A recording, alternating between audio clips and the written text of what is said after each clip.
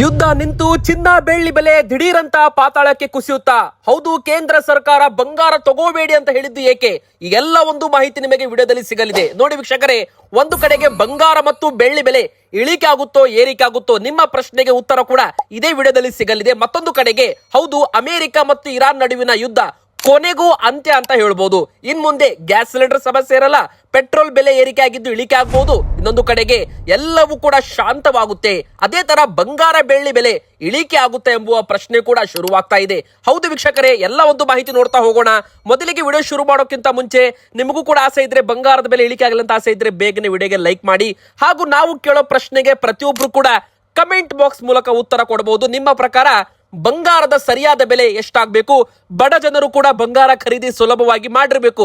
ಆ ಒಂದು ನಿಮ್ಮ ಅನಿಸಿಕೆ ದಯವಿಟ್ಟು ನಮಗೆ ಕಮೆಂಟ್ ಮೂಲಕ ನೀವು ಕೊಡಬಹುದು. ತುಂಬಾ ಜನ ಲೈಕ್ ಮಾಡ್ತೀರಾ, ಕಮೆಂಟ್ ಮಾಡ್ತೀರಾ, ನಿಮಗೆಲ್ಲರಿಗೂ ಕೂಡ ಹೃದಯಪೂರ್ವಕ ಧನ್ಯವಾದಗಳು. ವೀಕ್ಷಕರೇ, ಮೊದಲಿಗೆ ಹೇಳ್ಬೇಕಂದ್ರೆ ನೋಡಿ, ಬಂಗಾರ ಮತ್ತು ಬೆಳ್ಳಿ ಬೆಲೆ ನಿರ್ಧಾರವಾಗುವುದು ಎಲ್ಲಿ? ವೀಕ್ಷಕರೇ, ಅಮೆರಿಕನ್ ಡಾಲರ್ ಯಾವಾಗ ಬಲವಾಗುತ್ತೆ ಅವಾಗ ಬಂಗಾರ ಬೆಲೆ ದುರ್ಬಲವಾಗುತ್ತೆ, ಅಂದ್ರೆ ಬಂಗಾರದ ಬೆಲೆ ಇಳಿಕೆ ಆಗುತ್ತೆ. ತುಂಬಾ ಜನರಿಗೆ ಇದು ಗೊತ್ತೇ ಇಲ್ಲ.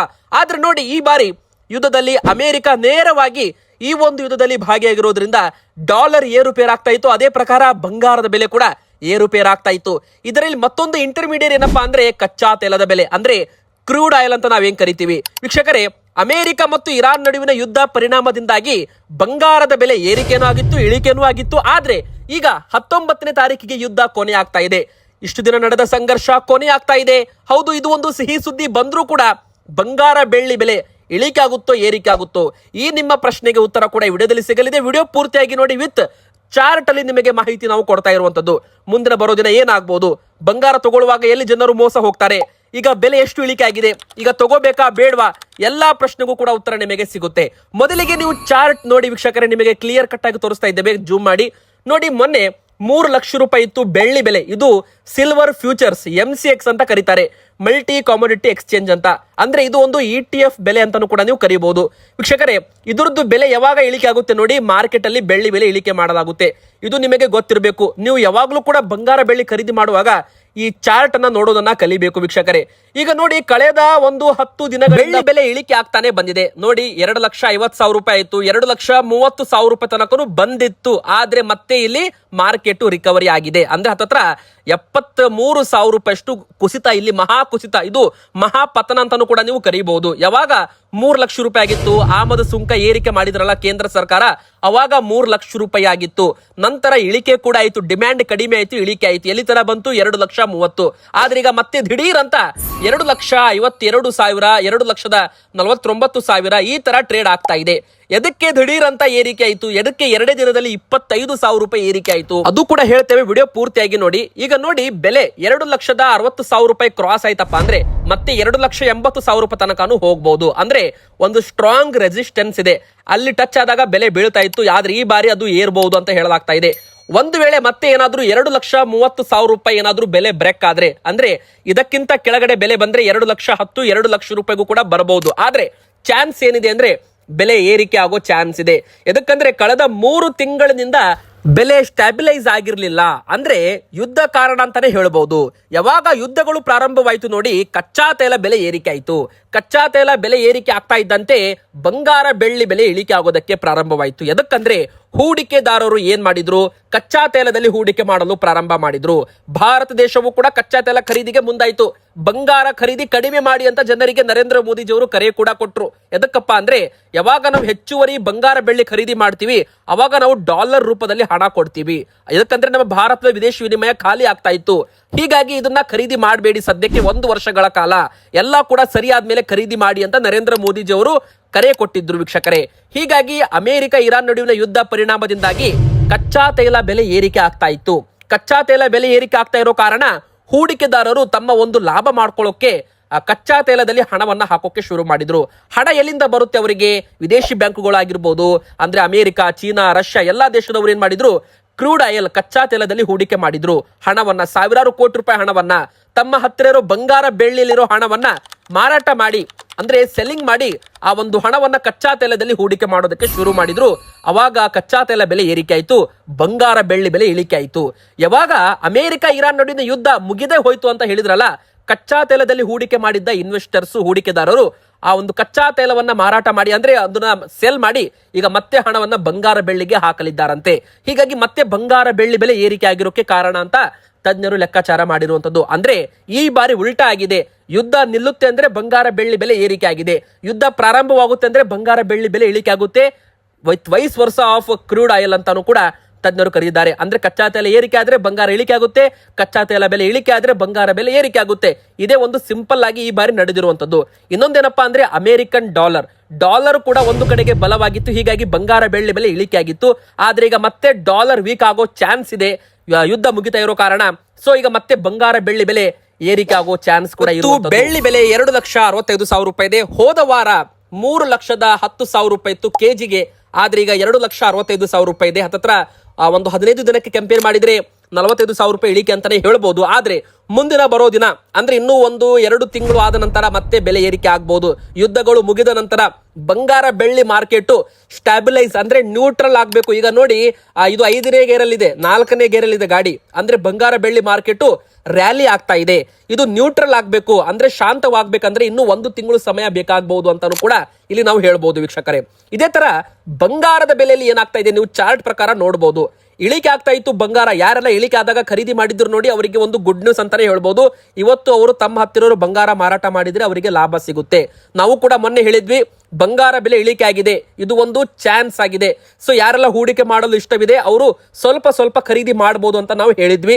ಅದೇ ಪ್ರಕಾರ ನಾವು ಹೇಳಿದ್ವಲ್ಲ 1,46,000 1,47,000 ಇದ್ದಾಗ ಈಗ ನೋಡಿ ಬೆಲೆ 1,53,000 ರೂಪಾಯಿಗೆ ಜಂಪ್ ಆಗಿದೆ. ಹತ್ತತ್ರ ಮತ್ತೆ 8,000 ರೂಪಾಯಿಯಷ್ಟು ಬೆಲೆ ಜಂಪ್ ಆಗಿದೆ, ಅಂದ್ರೆ ಬೆಲೆ ಏರಿಕೆ ಆಗಿದೆ.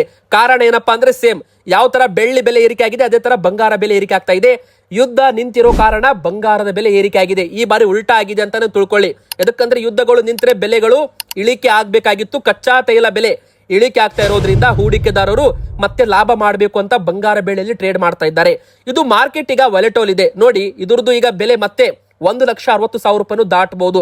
ಒಂದು ವೇಳೆ 1,60,000 ರೂಪಾಯಿ ದಾಟಿದ್ರೆ 1,65,000 ರೂಪಾಯಿ ಮತ್ತೆ ಬೆಲೆ ಟಚ್ ಆಗೋ ಚಾನ್ಸ್ ಇದೆ. ಅದೇ ಏನಾದ್ರೂ ಬೆಲೆ ಇಳಿಕೆ ಆತಪ್ಪ 1,46,000 1,47,000 ರೂಪಾಯಿದು ಸಪೋರ್ಟ್ ಇದೆಯಲ್ಲ ಅದು ಬ್ರೇಕ್ ಆಗಿ ಕೆಳಗಡೆ ಬಂದ್ರೆ ಮತ್ತೆ ಬೆಲೆ 1,40,000 ರೂಪಾಯಿ ತನಕನೂ ಬರಬಹುದು ಅಂತ ಇಲ್ಲಿ ತಜ್ಞರು ಲೆಕ್ಕಾಚಾರ ಮಾಡಿದ್ದಾರೆ. ಆದ್ರೆ ಚಾನ್ಸ್ ಏನಿದೆ ನೋಡಿ, ಇಷ್ಟು ದಿನ ಬಂಗಾರ 1,40,000 1,60,000 ಇಷ್ಟರ ನಡುವೆ ಒಂದು ಹಾವು ಏಣಿ ಆಟ ಅಂದ್ರೆ ಒಂದು ರೇಂಜ್ ಬೌಂಡ್ ಮೂವ್ಮೆಂಟ್ ಇತ್ತು, ಅಂದ್ರೆ ಒಂದು ರೇಂಜ್ ಅಲ್ಲಿ ಸಿಕ್ಕಾಕಿಕೊಂಡಿತ್ತು. ಆದ್ರೆ ಈಗ ಯುದ್ಧ ಮುಗಿದು ಹೋಗ್ತಾ ಇದೆ. ಸೊ ಈಗ ಮುಂದಿನ ಬರೋ ದಿನ ಏನಾಗುತ್ತೆ ಕಾದು ನೋಡ್ಬೇಕು.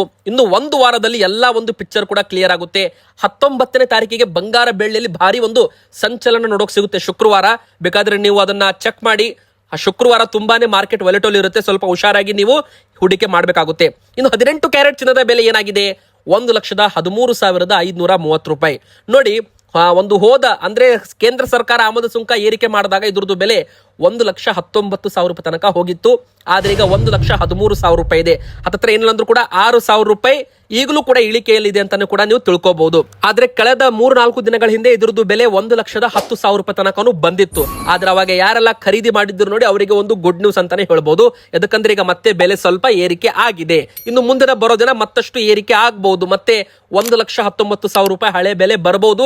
18 ಕ್ಯಾರೆಟ್ 10 ಗ್ರಾಮ್ ಚಿನ್ನದ ಬೆಲೆ. ಇನ್ನು 22 ಕ್ಯಾರೆಟ್ ಅಂತ ಇರುತ್ತೆ, 24 ಕ್ಯಾರೆಟ್ ಅಂತ ಇರುತ್ತೆ.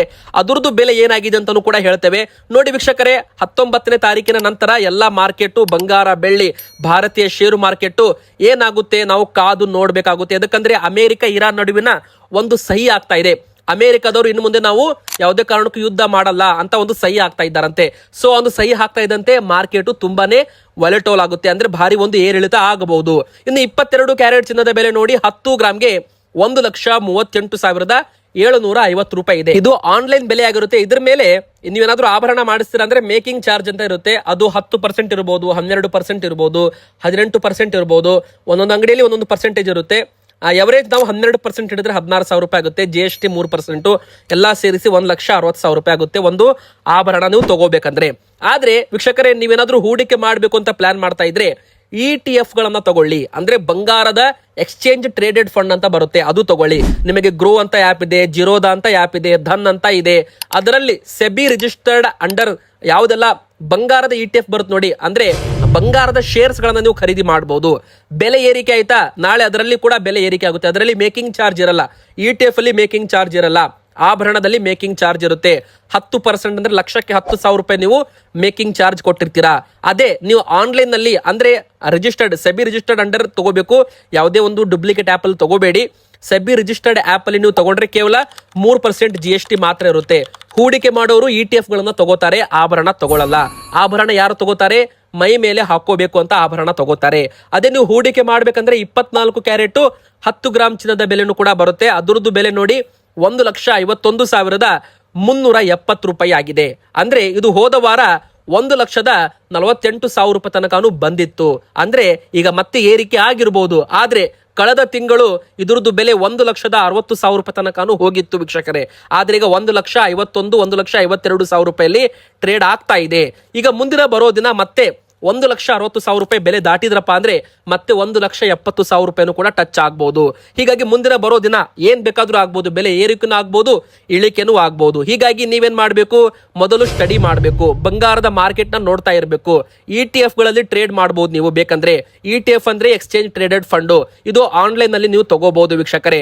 ಇದಕ್ಕೋಸ್ಕರ ನಿಮಗೆ ಏನಾದ್ರೂ ಸಪರೇಟ್ ವಿಡಿಯೋ ಬೇಕಂದ್ರೆ ನಮಗೆ ETF ಅಂತ ಕಮೆಂಟ್ ಮಾಡಿ, ನಾವು ನಿಮಗೆ ಸಪರೇಟ್ ಆಗಿ ವಿಡಿಯೋ ತಗೊಂಡ್ ಬರ್ತೇವೆ. ಇದರಲ್ಲಿ ಯಾವ ತರ ಹೂಡಿಕೆ ಮಾಡಿ ಯಾವ ತರ ಲಾಭ ಮಾಡಬಹುದು, ಯಾವ ತರ ಇರುತ್ತೆ ಇದು ಎಲ್ಲ ಕೂಡ ನಿಮಗೆ ಸಪರೇಟ್ ಆಗಿ ಹೇಳಿಕೊಡ್ತೇವೆ. ಸೊ ವಿಡಿಯೋಗೆ ಲೈಕ್ ಮಾಡಿ, ಚಾನಲ್ಗೆ ಲೈಕ್ ಮಾಡಿ ಹಾಗೂ ಕಮೆಂಟ್ ಮಾಡಿ, ಸಬ್ಸ್ಕ್ರೈಬ್ ಆಗಿ.